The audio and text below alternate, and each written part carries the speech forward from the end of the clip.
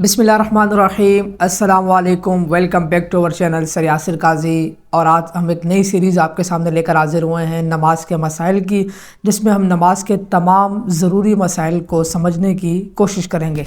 तो आज की इस वीडियो में हम लोग जानने की कोशिश करेंगे कि दौरान फ़र्ज़ अगर फ़जर की सुन्नतें कोई पढ़ रहा है तो उसका क्या हुक्म है, या दौरान फ़र्ज़ फ़जर की सुन्नतें पढ़ना कैसा है, और इसी तरह फ़जर की सुन्नतों की क़ज़ा का क्या हुक्म है। तो आज की इस वीडियो के अंदर हम ये दो मसाइल समझने की कोशिश करेंगे। तो आइए वीडियो स्टार्ट करते हैं। सबसे पहले हम लोग ये जानने की कोशिश करेंगे कि दौरान फ़र्ज़ क्या सुन्नत नमाज़ पढ़ना जायज़ है।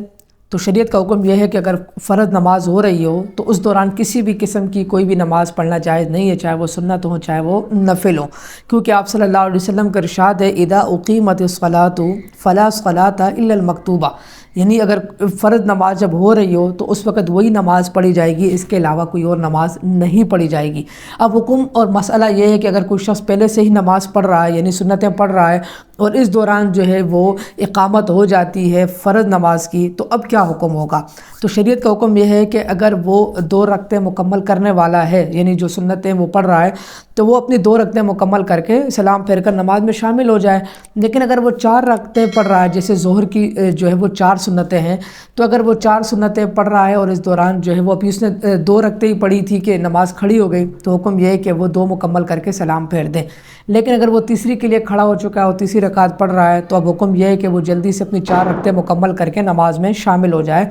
लेकिन अगर वो इब्तिदा में है, यानी अभी 1 रकात हुई है उसकी या दूसरी रकात चल रही है, तो शरीयत का फिर हुक्म यही है कि वो जल्दी से 2 रकतें सिर्फ पढ़ेगा और सलाम फेर देगा। उसके लिए ये जायज़ नहीं है कि वो पूरी अब 4 रकतें पढ़े। अगर वो 4 रकतें पढ़ता है तो इस दौरान उसकी जो फ़र्ज़ नमाज है वो उससे निकल जाएगी। हुक्म तो आम सुन्नतों के बारे में है, यानी अगर ज़ोहर की कोई सुन्नतें पढ़ रहा है या कोई और सुन्नतें पढ़ रहा है और इस दौरान नमाज शुरू हो गई, तो फिर वो इस तरीके से अपनी नमाज़ को जल्दी से मुकम्मल कर लें। लेकिन अगर फ़जर की सुन्नतें हैं तो फ़जर की सुन्नतें दौरान फ़र्ज़ जो है वो पढ़ी जा सकती हैं, क्योंकि फ़जर की जो सुन्नतें हैं उनकी बहुत ज़्यादा हदीस मुबारक के अंदर ताकीद आई है। आप सल्लल्लाहु अलैहि वसल्लम का इरशाद है कि फ़जर की जो 2 सुन्नतें दोगाना है उनको न छोड़ो, अगरचा घोड़े तुम्हें रौंद डालें। यानी इसका ये मतलब है कि अगर बहुत ज़्यादा मुश्किल भी हो, दुश्वारी भी हो, तो फिर भी आपने फ़जर की 2 सुन्नतों को नहीं छोड़ना, बल्कि हर कीमत में उनका अदा करना है।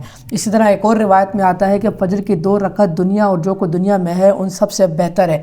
इसी वजह से उलमा ने ये लिखा है फ़िक़्ह अहनाफ़ के अंदर, ये है कि आपने फ़जर की जो है वो 2 सुन्नतें फ़र्ज़ के दौरान भी पढ़नी है। ख़ुसूसी ताकीद की वजह से आप पढ़ सकते हैं, जबकि सहाबा कराम का भी ये मामूल रहा है। हज़रत अब्दुल्ला बिन उमर, हज़रत अब्दुल्ला बिन मसऊद और हज़रत अब्दुल्ला इब्न अब्बास रज़ी अल्लाहु अन्हुम वग़ैरह से ये जो है वो अमल साबित है कि उन्होंने फ़जर के फ़र्ज़ के दौरान भी सुन्नतें पढ़ी हैं।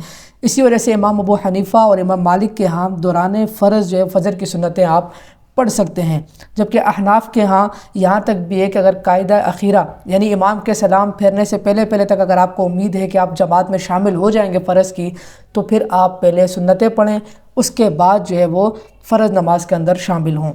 दूसरे मसले की तरफ बढ़ते हैं। हमारे पास दूसरा मसला ये था कि फ़जर की सुन्नत की क़ज़ा का क्या हुक्म होगा। तो याद रखिए कि जो क़ज़ा सुन्नत नमाज होती है उसकी अलग से कोई मुस्तकिल तौर पर कोई क़ज़ा नहीं है। क़ज़ा जो है वो सिर्फ़ फ़राइज़ की होती है। लेकिन अगर आपकी बहुत सारी नमाज़ें रह गई हैं और आप अगर उनको बाद में क़ज़ा कर रहे हैं, तो सिर्फ़ और सिर्फ आपको हुक्म यह है कि आप फ़राइज़ की क़ज़ा करें, सुन्नतों की क़ज़ा आप नहीं करेंगे। तो जो लेकिन फ़जर की जो 2 सुन्नतें हैं, चूँकि उनकी हदीस के अंदर हमने पढ़ा कि बहुत ज़्यादा ताक़ीद आई है, और सहाबा का मामूल भी यही रहा है कि उन्होंने फ़र्ज़ के दौरान भी फ़जर की सुन्नतें पढ़ी हैं।